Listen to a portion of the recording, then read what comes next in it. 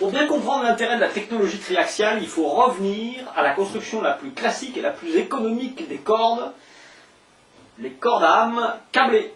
Voici une corde avec 12 câblés.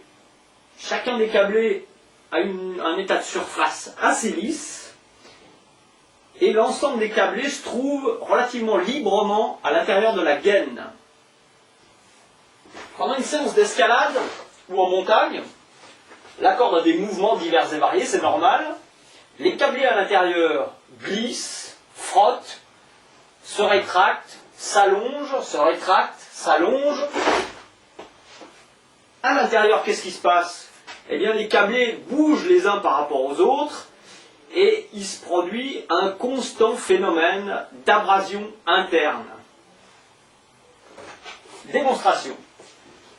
Si je me plie pour que mes mains touchent le sol, la peau de mon dos est tendue et la peau de mon ventre est plissée, logique. C'est exactement ce qui se passe aussi dans une corde. Il ne faut pas oublier qu'à l'intérieur de cette corde rouge, tous les câblés initialement ont exactement la même longueur. Donc pour s'adapter à ce rayon de courbure autour d'un mousqueton au sommet de voie par exemple, les câblés qui sont à l'intérieur du rayon se compriment et les câblés qui sont à l'extérieur sont étirés.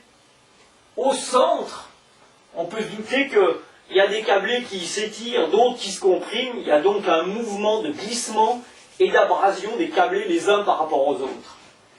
Résultat, sur la corde, tous ceux qui ont une corde de construction classique le savent, en vieillissant, elle devient plus grosse et elle devient plus raide.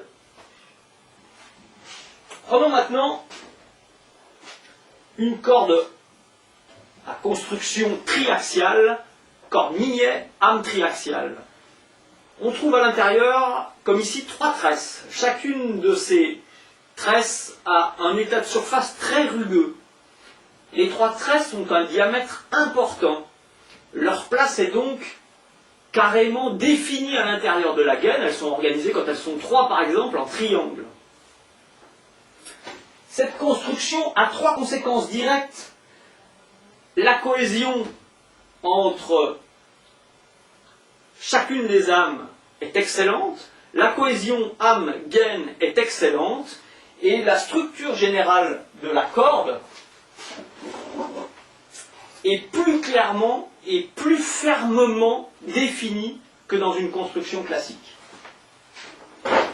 Le phénomène d'abrasion interne, lui, il est fortement limité, parce que le comportement de la corde lors des déformations est plus uniforme, la structure générale moins malmenée. Alors, le résultat est très simple pour tous les grimpeurs et les alpinistes. Il y a 3 avantages clés à la technologie triaxiale.